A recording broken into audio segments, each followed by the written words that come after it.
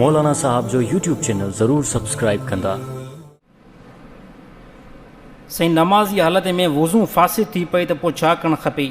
वज़ू जंहिं साथी जो नमाज़ी हालत में फ़ौत थिए, पोइ चाहे ईद जी नमाज़ हुजे, जुमे जी नमाज़ हुजे या अहिड़ी तरह ॿी का बि नमाज़ हुजे, उन टाइम जीअं जो वज़ू फासिद थी पियो न, बीठी हालत में सलाम फेरायो, सलाम फेराए करे निकिता वञो। पोइ थी जेकॾहिं निकिरण जी जॻह न आहे, निकिरण जी कोशिशि कयो त बि बाल साथी बीह रहंदा यार, पोइ त तोहीन थींदी, माण्हुनि जी नमाज़ ख़राबु थींदी।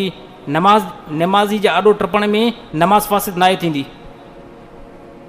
ॻाल्हि सम्झ में आई न? नमाज़ी जे आॾो गुज़रण में मजबूरी अथसि, यानी उज़ुर आहे को। हाणे वज़ू कंहिंजो फासिद थी पियो त हाणे त उज़ुर आहे न।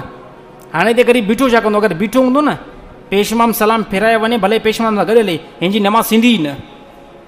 नमाज़ी हालत में जंहिंजो वज़ू फासिद थी वञे न, निकिरी वञो। पोइ हिते आॾो जेकॾहिं कंहिं जमायतुनि जो गुज़रणो पए थो न, कोई मसइलो न आहे, उज़ुर आहे न हिकिड़ो क़िस्म जो तव्हांजे मथां, त निकिरी वञो। कंहिं क़िस्म जो कोई लेबुल, कोई गुनाह न आहे।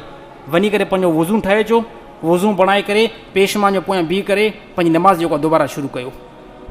बाक़ी सूफ़ी थी करे हाणे साईं वज़ू भॼी पियो आहे, हाणे मां बीठो हुजां नमाज़ हलाईंदो रहां, नमाज़ खे हलाईंदो जमात निकिरी वेंदी। जमात जहिड़ी एॾी वॾी नेकी तव्हां खां ज़ाइल थी वेंदी। वज़ू फासिद थी पिया, वञी करे वज़ू मटायो ऐं वज़ू करे अचो पंहिंजो।